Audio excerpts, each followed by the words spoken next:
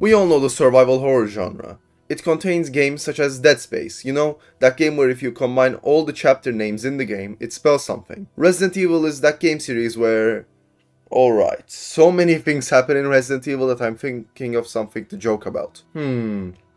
Oh, right, it's that franchise where a man punches a boulder. And lastly, my favorite survival horror game, OBS, the recording software. Going back, in survival horror games, the main objective of the developer should be to make the player feel that they are vulnerable, since one of the main differences between survival horror games and shooters is that they give less resources to the player. Sure, you'll have a shotgun, but unlike something like Ultra Kill, you will only have a few rounds for that shotgun. Almost all survival horror games also incorporate an inventory system into the game, which works in favor of making the player feel vulnerable since they can't just pick up every piece of ammo they see to become an unstoppable force. Just one last thing before I get to the main topic of this video, another thing survival horror games use is dark corridors, since it makes the players feel really uneasy and you can't see what's right ahead of you. One game that has come out recently that checks all of the boxes above for making a good survival horror game is Endoparasitic.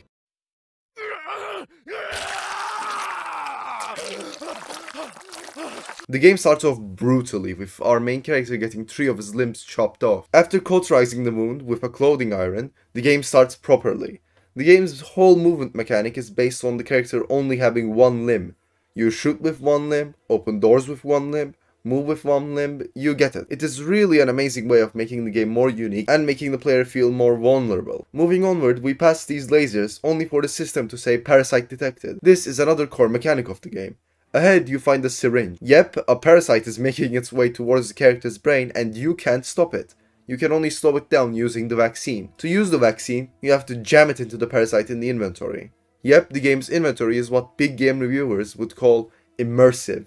Crawling ahead, you are introduced to the last major mechanic, except the guns, the game will teach you. Lockpicking. You click on the pins until you find the right order, then the box opens. Moving, or more so, crawling ahead, you get to your first terminal. In case of containment breach, all exits will be sealed and evacuations must be funneled through reception for screening.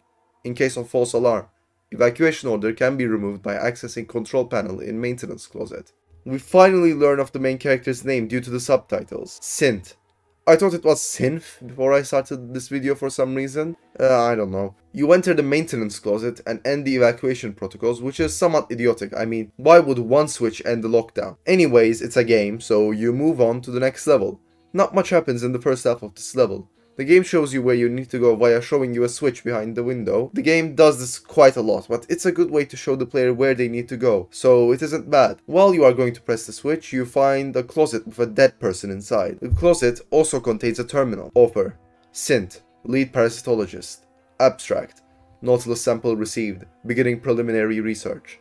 Notes: Sample has been sequestered to an unmanned facility approximately 1 kilometer from the main facility for safety purposes. All research will be conducted with remotely operated drones.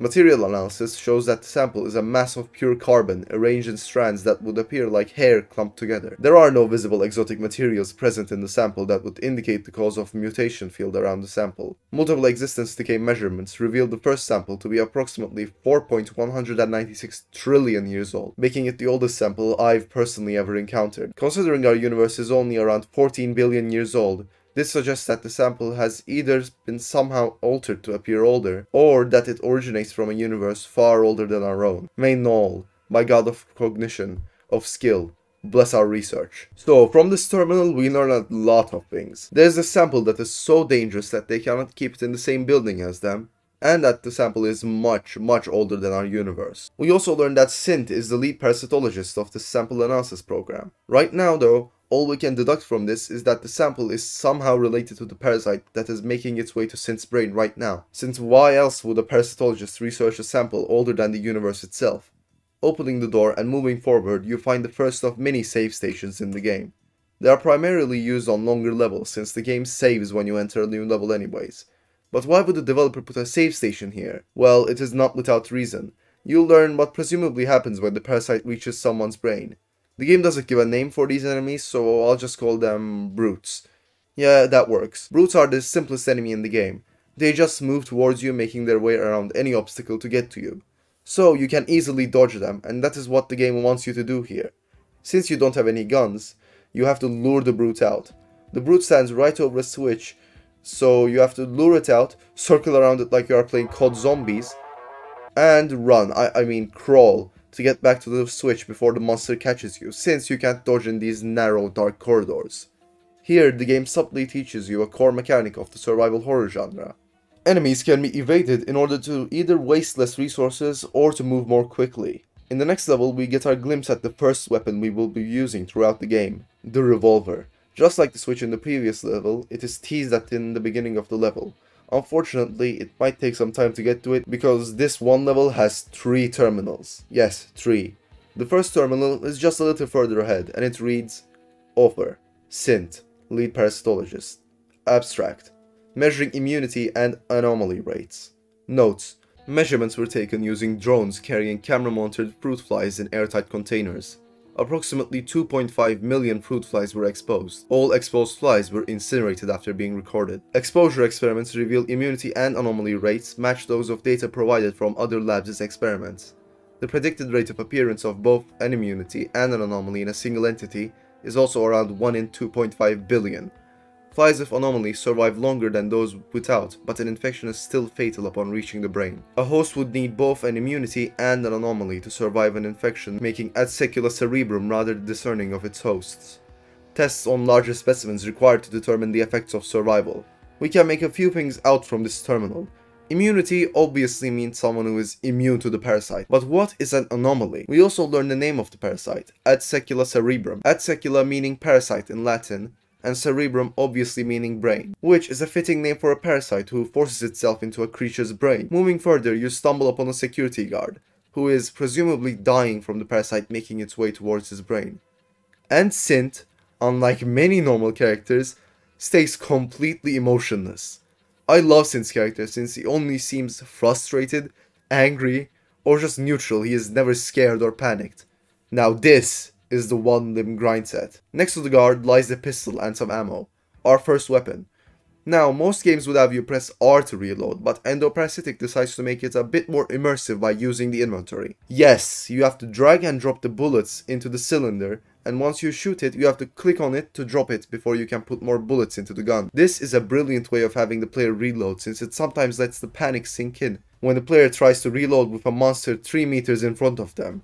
Right after killing the brute standing at the door, the game introduces another locked box. Now, I won't be talking about this again because it would be way too repetitive, so I'll mention it once. Every resource has its own unique lockbox, with the vaccine box being the easiest to unlock and the flare box being the hardest.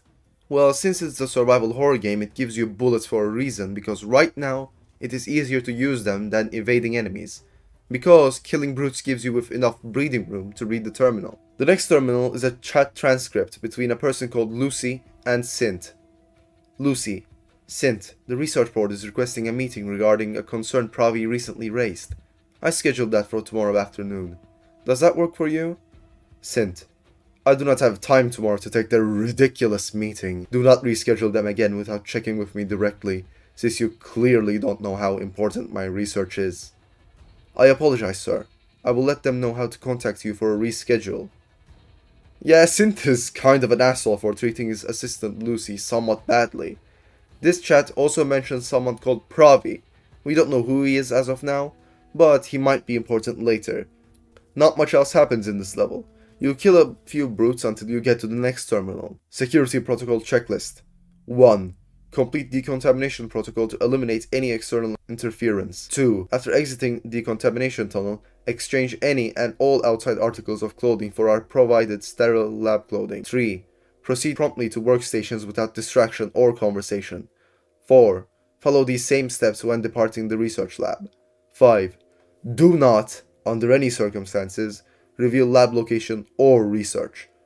From this, we can gather that the research that they are doing here is basically Space Area 51, extremely secretive and confidential. On top of this, it seems like they don't want anything foreign getting into the lab or out of the lab. More emphasis on the out part though. Just a little bit further from this terminal, we are introduced to our second enemy after pressing the switch to make our way forward. The infected lab rat. So it seems parasites weren't just limited to humans and fruit flies. They can infect pretty much anything, as we will see further in the game. These rats are so annoying though, they are hell spawns. You have to have some Western gun shooting skills to shoot them when they are so close to you. At least, right now, the game gives you only one to fight at a time. Alright, I thought there were only 3 terminals in this area, but it seems like I forgot one note. This note is from Pravi. Memo to security. Please take any and all smoking breaks in the reception area, not the decontamination tunnel. It is antithetical to the purpose of the decontamination tunnel. There is nothing worth to talk about here. Moving onward, this switch unlocks a room full of ammo, which you will need to fight the horde of brutes ahead to get to the next level. After defeating the horde, you should not move forward. I forgot to get the inventory upgrade here, so if you are planning on playing the game, get it. Oh, and also, stop watching and go play the game. Going into the next level after you kill a few brutes, you encounter another terminal. Pravi, Associate Researcher. Abstract. Development of preliminary vaccine to prevent mass fatality event. Notes. Received shipment of over 500 toxoplasmosis vaccines. Through some trial and error, I've managed to successfully alter toxoplasmosis vaccines into extremely temporary vaccines for the Atsecula cerebrum parasite. I am clearly unsure of why they provide no more than a few minutes of protection, and we will be running more procedures to make them more effective. Despite Sint's claims that they are useless, we have placed vaccines throughout the research facilities in case of an unlikely outbreak. Pravi was probably expecting an unlikely outbreak, which of course turned out to be real. We also now know who Pravi is. He was an associate researcher, probably the associate of Sint. Though they probably did not agree on many things since there is some tension between the two, as Sint remarks. After this note, we have this room. This room messed me up the first time playing. Even though I knew it wasn't hard, it was hard for me to take it extremely slow, so it messed with me. Through the room after this, well, I hope you learned how to reload fast, because the game throws you into a narrow corridor with enemies coming from the right side, and guess where the exit is? Yep, the exit is on the right side. The floor is littered with ammo for your pistol, so you have to keep moving to the left while quickly reloading since there is an end to the corridor and the brutes can overwhelm you if this is your first time playing. At least they didn't place some rats here, now that would be a nightmare. The next level introduces a new weapon. The Caravan Shotgun from New Vegas. Before getting to the shotgun though, there is a terminal. Sint, Lead Parasitologist. Abstract. Parasite experiments on lab rats. Notes.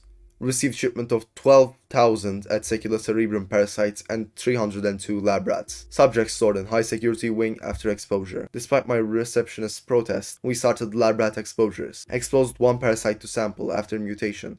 Introduced it to a lab rat. After penetrating the skin, the parasite burrowed to the rat's brain. Upon reaching it, the rat instantly mutated in a manner that proved fatal. To compare, one rat was exposed to the sample directly. Its mutation pattern was found to be similar to the infested rat. Next steps. Continually expose parasites until one with immunity or an anomaly is found. Experiments with ways to protect the rat from the parasite. Tell Lucy in reception that progress cannot be made without sacrifice. Now we learn where those little nightmares are from. Apart from that, this terminal raises more questions than it answers. The mention of an anomaly, again. What is this anomaly and why was Lucy against experimentation?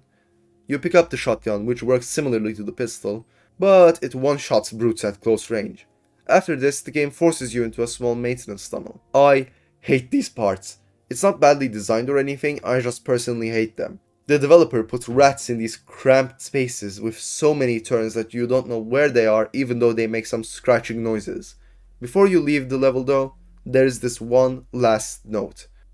From the desk of Lucy, receptionist. I do not know how to explain it. I'm sure Pravi and Sint would call it ridiculous, but the day that Sint first received the shipment of parasites, I had a vision. Pierre appeared to me in my dreams and told me the parasites were for me. I didn't understand at first, I suppose I still don't, but it consumes me. May Pierre, my goddess of light and love, guide me in this puzzling quest. Alright, more questions. Who, or better, what is this Pierre, and why is she appearing to Lucy in her visions? Mysterious. But before we get to another terminal, more maintenance tunnels. Yay. Here is one place I feel like I need to complain. You can't finish this part without getting hit. There's just no way. You can kill this first rat before it sees you, but the other two will certainly damage you unless you have the hand of some cowboy. Killing more brutes with the shotgun like Doom Guy, you get to another terminal. If you didn't understand by now, almost all of the game's story is told through terminals. I feel that they could have been more spaced out, but the game was made by one guy, so it wouldn't be fair to compare it to AAA games. This terminal doesn't have any dialogue, but instead shows when Pravi, Sint, and Lucy entered the lab and left. And it seems like Lucy has been busy. Could this have something to do with that Pierre person, or god? We don't know right now. The next level is just a large square room. There are a lot of shotgun shells on the ground. I wonder what that could mean. Tons of ammo in a horror game. What could it mean? And on top of that, there is a switch in the middle of the room connected to a lot of doors. Pressing the switch releases all of the enemies located behind those doors, and yes, you have to kill all of them to progress. It is a nice break from normal levels, but it kind of ignores what survival horror games are. It is fun, but it doesn't give you a chance to, act smart and evade the enemies. Opening the door and moving further, it's another normal level. You might have tried to enter the room on the bottom. Well, that grants you a death. At least it's quick. You have to go up to get the new weapon, the flare gun. This gun instantly kills almost all of the enemies in the game, but it has one small issue. The flares are huge, so it is nearly impossible to carry them while carrying a fair number of bullets or shotgun shells. The next level finally contains another terminal. Sint, lead parasitologist. Abstract, hypothesizing next steps. Ramblings. The data we were provided from other labs' research goes more in depth on the singular successful subject. The subject appeared after a mass exposure and had the ideal characteristics of an immunity and an anomaly. This subject was widely considered to be a genius in their community, as a mathematician and a philanthropist. When the subject's genetic family was exposed to similar samples, they perished almost instantly. Make no mistake, this parasite is finitial and methodical. It chooses hosts to keep alive. The anomaly was imbued with physical and mental abilities far beyond that of our regular humans. The researchers there described them as suddenly godlike. What a gift that must be! How can we determine who it keeps alive, and who it mutates in favorable ways? What way is there, if not mass exposure? There is a lot happening here.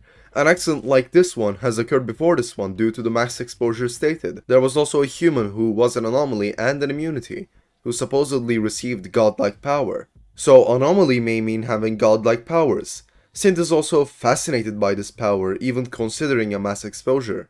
There is another terminal. Pravi, associate researcher.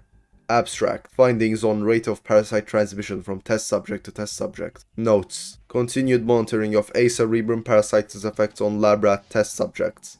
My findings suggest that transmission of parasites continues even after a test subject has suffered a fatality. After the specimen kills its host body, it has a near miraculous ability to spread to other test subjects. I have been monitoring this process closely, but have not yet pinned down the exact method of transmission. If it is inhaled, absorbed, through the skin, I'm not sure. I do know that the infection rate is much higher than anything I've ever encountered. If this pattern of transmission continues, we will need to request more specimens from the research board. So the parasite works sort of like a zombie virus, just like the cordyceps fungus. The parasite eventually kills its host to use its body to spread the parasite, and from this terminal we know that it can spread to other test subjects extremely fast. Heading south, you reach another enemy-filled room. Please use flares. They are just much more efficient, so make sure that you always have one flare loaded in the gun, since it doesn't take up inventory space that way. After finishing this level, you enter the second part of the game, the maintenance areas. Up to this point, you have gathered 3 guns, the pistol, the shotgun, and the flare gun, so it's really surprising when it's all taken from you. No, they are not actually removed from you physically, because you still have to use them sometimes, but the whole gimmick of this part is stealth. Proceeding through the first level in part 2, you find a note. I thought they were dead, until one took a chunk out of my ankle. Move slowly, step carefully, and make as little noise as you can. Now, what could this be talking about? Oh, I see. These guys are called corpse traps in the game. They reach out to anything that makes noise, such as gunshots or moving too fast. The game actually has the audacity to throw enemies at you here, so you have to slowly lead them back to shoot them with a gun. This is brilliant, since it brings back the horror aspect of the game.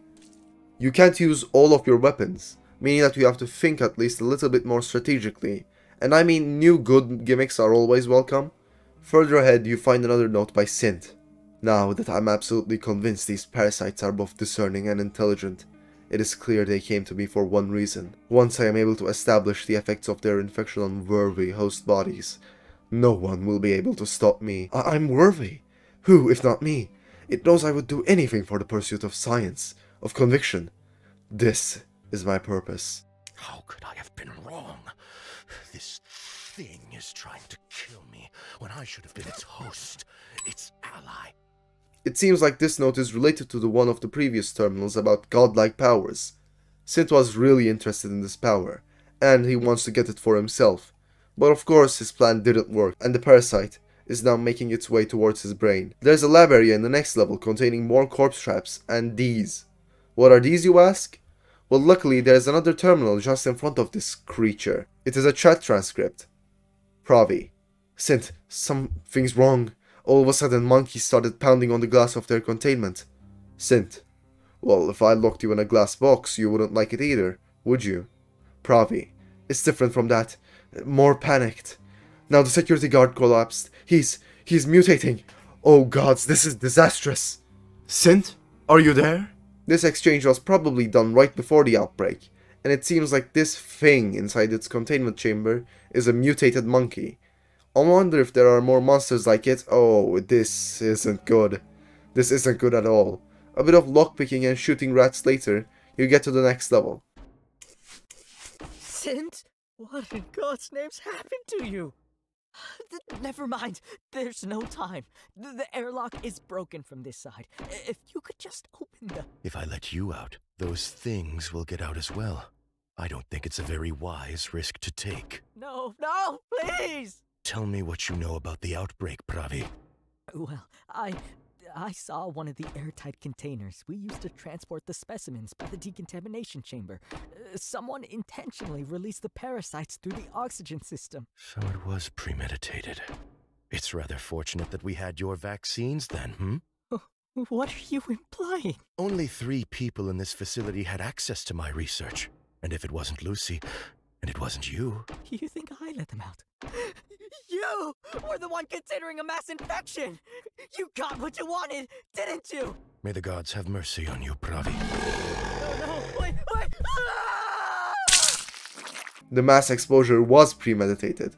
Synth lets Pravi die, but I believe that he didn't truly think Pravi was the one who infected the whole lab. CC knew why the vaccines were created. The vaccines were probably created since Synth wanted to expose a large number of people to the parasite to gain the powers of a god himself. So he saw Pravi just as another obstacle and let him die to make it easier for himself. In the next level, we learn that some parasites are blind, but that they can hear incredibly well. The parasites Synth is talking about are the monkeys. You can activate these alarms to make any sound, but as soon as they turn off, making any sound will attract them to your location. The game actually does a pretty dirty trick with this, by making it so that the switch which opens the door you need to open to progress also triggers an alarm behind the door, meaning that you have to move really fast in order to get past the door and these enemies right here before the monkey notices you. Getting past those enemies, you are rewarded with a crossbow. Finally, a silent weapon, but it has a catch. You have to wind the crank before you can insert a bolt. The good thing is though, the maximum of 3 bolts you can carry don't take up any space in the inventory. Now you can move and fight through rooms filled with corpse traps, which makes for some intense fights when 2 enemies approach you at once. There is only 1 level left until something interesting happens. So you crawl through maintenance tunnels filled with rats and dark rooms filled with projectors to get to this wide square room, just like the room in which you fought a lot of brutes. However, this time, your objective is to push 4 switches without alerting the monkey in the middle of the room. Now, you can either do it slowly, or do it like a madman, hoping that the monkey doesn't hear you and getting damaged by every single rat in the room. This worked for me, surprisingly. I didn't expect it to work. The next level is even more intense, however, since you have to fight a monkey. The monkey's AI is pretty different from all of the enemies you've seen up to that point. If it hears you moving, it will head to the last spot where it heard you and begin searching. It does this by rotating in a circle 2 times that increases its diameter. Wait a minute, I'll just throw it. See? This. It also does the same thing if you shoot it with the crossbow, though it will start searching from where it got hit instead of where it heard you. You could count this as a boss fight, but I count it more like a mini-boss since it doesn't have a health bar, and killing the monkey only takes 3 hits. Killing it takes you to the last part of the game, the labs. But was it the first area lab too? I don't know. Upon entering the lab, you instantly find a note written by Lucy. Dear members of the research board, welcome. We are so pleased to have you visiting our fine lab. Do not hesitate to ask me for anything you might need, but before entering the airlock doors, make sure you are up to date on all safety and security protocols. Due to the strictly confidential nature of the research we all do here, no next of kin will be notified of any injuries, accidents, or fatalities that may occur during your visit. We appreciate your understanding. Lucy. There isn't that much info to gather except what we already know, that being the research is extremely confidential. This part introduces two new things. The first thing is the growth of parasites. I don't know what they are, but I would assume them to be dead people completely taken over by the parasites. You have to shoot them to open up the way, and shooting them can result in a couple of things. Firstly, they might drop some ammo, be it flares, shells, or bullets. So yes, if you were like me and saving flares, you did it all for nothing. The second thing that can happen is that they can drop a vaccine. The final event is that they can spawn a brute or a rat. After destroying the growths, you find a blood-stained note. I don't know where it is, or where it's coming from, or how it's getting in on. Oh gods, it's back. I can hear it. It just keeps showing up. If you find this note, please know that We can clearly assume from the blood that the writer of this note was killed by the thing they were writing about. There are more growths blocking the way, so you destroy them. One small tip I can give you is that they only spawn one enemy, so I would recommend using the pistol to destroy the growths, then using the crossbow to kill any enemies if it spawns one. Once you get past the growths and the save station, you reach a large room. In the center sits an enemy, which teleports away once you get near. Part 3 introduces the Hunter. The Hunter will teleport to the player and dash at them before disappearing and coming back a bit later. It can be staggered by shooting it, but the Hunter also works as a great way to open the road, since it destroys any growths in its way, and also, sometimes, kills the enemies which the growths spawn. If you have enough vaccines, I would advise you to run through this place. Run, don't look back. This allows you to get to the next level quicker while wasting fewer resources. In the next level, after destroying a few growths, you finally reach a terminal. Lucy, receptionist. Abstract. First contact with the parasites. I wanted to start documenting these, like Pravi and Sintu, they'll pay me no mind, I'm sure. I need to know if my vision was real. I need some kind of contact with them, so I decided to stay late one night and operate a drone to bring my scarf over to the research facility. I wanted them to know me, even if I can't be with them. I watched through the remote camera as the little bugs swarmed the scarf. I felt foolish all of a sudden, seeing them. They are just like insects. They can pick and choose people. But they started to pull at the threads, breaking them and rearranging the fabric until there were holes in it. The holes spelled out a word. You. This terminal is definitely related to the vision Lucy had documented in the terminal at the start of the game. And this was probably what she was doing staying in so late. Right now, we do know that the parasites can choose one person to give them godlike powers. Could they have chosen Lucy? Moving further, you see the Hunter again, as it pursues you. It is just like the previous level, but this time you have to destroy growths while dodging the Hunter to open up a switch which opens the door you need to open to progress. Opening the door and evading these enemies, since it would just be a waste of ammo to shoot them, you reach the next level. Right at the very start of this level, after you kill 3 enemies, you find another note. This is once again written by Lucy. I can't stop picturing the word they carved into my scarf. I had to incinerate it, but I hold their message in my heart. You, they said. I read all of Sint's and Pravi's research on the creatures. Sint wrote about an anomaly who was chosen by the parasites to be kept alive, turned into a god. Is that my purpose here? Am I an anomaly? I've never quite felt like I belong here. Pravi doesn't pay me any mind, and Sint treats me like some clueless child. I'm more than that. Even if I'm not an intellectual, I belong here. I'll show them that. The very notion they'd pick her over me. How vain. How clueless. We finally get the answer to what the anomaly is. The anomaly is an entity which is chosen to become the god of parasites. Sint is obviously frustrated at this, since, like it said in the note, he sees Lucy as lower than him. Moving through the tunnels, and come on, that is just dirty. They place the Hunter inside the maintenance tunnels. This room has so many enemies that it's overwhelming, but when you finally manage to defeat them, either by using ammo or using the Hunter, you get taken to the last normal level in the game. Well, at least they are kind enough to give you resources at the start, like a single vaccine, and some revolver bullets. This level also follows the Part 3 formula of the Hunter chasing you, while you break growths, kill brutes, and rats. I don't understand one thing though. Why do they put locked boxes in these hunter levels? You don't have enough time to exit them and dodge. Also, it is not worth opening the boxes at all, since you can get all of your resources from the groves. This is the final and hardest level in the game if it is your first time playing, but I think I'll just let the intro play.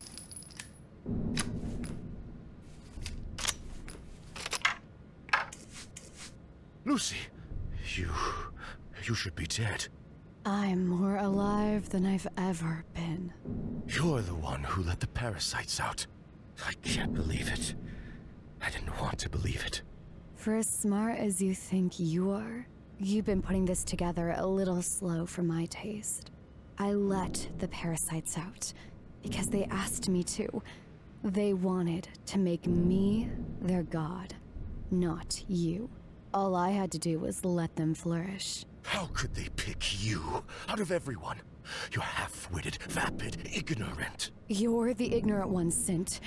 You think being dedicated to your work, worshipping knowledge, and valuing science over others' lives and happiness makes you above everyone else. You're not above me. You're not above Pravi. You're not even above the lab rats. You're immoral, unethical. You have no compass, no virtues, and you haven't even got the self-awareness to care. Without feeling, you're nothing. That's why they picked me. This universe has too many men like you. Yep, that is Lucy. Having been granted godlike powers, she teleports away, leaving you to fight the hunter. This is the game's first and last boss fight. To kill the boss, you have to damage the 4 groves located at each corner of the arena, but only one grove is open to damage at a time. So you have to look at the hunter who is still attacking you. There is now a tether attached to the hunter. Following the tether will take you to the vulnerable groves. Also, you have to be kind of quick during this boss fight, since the floor keeps getting covered in small groves after damaging the first big grove. You have to repeat this step while destroying small groves to get to the big groves. If you saved some flares, congratulations, you have made the boss fight easy, since you can just clear a path to the big groves without any difficulty. One last thing I forgot to mention, the floor is slippery during the boss fight, which can both work in your favor and against you. The floor helps you move faster, but you might accidentally move into a spawning grove, which will damage you. Honestly, if you want my full honest opinion, this boss was quite fun. I really enjoyed the mechanics of this boss. After defeating the boss, you progress further, only to discover that Lucy has sabotaged the comm systems. You move faster and faster to reach the rocket in time. However, it's too late. Sabotage the comms. I'll have to get to the spacecraft before she does, or I'll be stuck here. I won't kill you, Sint. The parasite will do a fine enough job of that. You're just going to leave me here? Why not? Isn't that what she would do? Good luck, Sint. May Pyrite have mercy on you. Damn it. Now what? That was the game. Well, at least the first chapter of it, since it says it will be continued at the end. I really enjoyed playing it the first time. It has that indie game charm to it. Before getting to the story, I want to go over what the game does good and what it does bad. So basically a pros and cons section. Pros. It is a really good survival horror game. I really enjoyed the story they wrote. I liked how the guns work. The game didn't overstay its welcome at all. It's a cheap game, as in terms of price. It's short, that's it. And finally, the inventory felt really immersive, creative, and unique. Cons. I sometimes had this thing where bullets would go past an enemy for no reason even though I was aiming directly at their chest. This probably has something to do with the hitboxes, and I don't know if it's intentional or not. Now for the story. Humanity finds these parasites called Adsecula cerebrum which burrow into any living organism and mutate them instantly. This parasite is brought to the research facility where the game takes place in order to be experimented upon in greater detail. Somewhere along the line, humanity discovers that this parasite can give godlike powers, and they call these entities anomalies. Unfortunately, one would need an immunity to survive even if they were anomalies, so the research continues. Sint, the main character, knowing that the parasites are intelligent, considers a mass infection to become a godlike being himself. Due to this, his associate Pravi prepares vaccines to combat the parasites. Even though the vaccines aren't fully effective, they work well enough to temporarily stop the parasite from reaching the host's brain. Sometime before the events of the game, the parasites reach out to a receptionist woman named Lucy. They appear to her in a vision in the form of a goddess, maybe their goddess, named Pieride. Lucy, upon seeing them in her vision, takes her scarf over to them to see what happens, only for them to spell out you, meaning that they have chosen her to become their god over Sint. Lucy, upon realizing this, lets the parasites out, both as a way of revenge for being treated badly by Sint and Pravi, and in order to become a god. At the end of the game, Lucy explains to Sint that the reason the parasites didn't choose him was because he was unethical, amoral. The parasites didn't choose him, meaning that the parasites have a moral compass. That was the game and story. Thanks for watching. If you enjoyed the video, I would really appreciate it if you could subscribe. And goodbye!